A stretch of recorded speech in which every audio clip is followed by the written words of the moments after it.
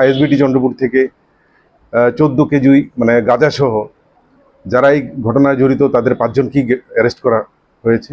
পাশাপাশি 8324 কেসটা, যেটা আপনারা জানেন, এর আগে বাইক টমটম রিকভারি হয়েছিল এবং পুরো মোটামুটি চোরের গ্যাংটা ধরা সম্ভব হয়েছিল।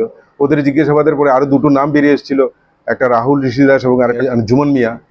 এদের 2জনকে অ্যারেস্ট করা সম্ভব হয়েছে এবং আরেকটি টমটমও উদ্ধার করা গেছে।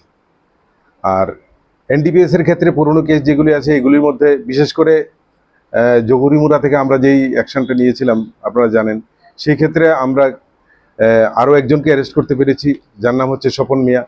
সে ওই কেসে আমাদের কাছে ওয়ান্টেড ছিল এবং ওকেও অ্যারেস্ট করা হয়েছে।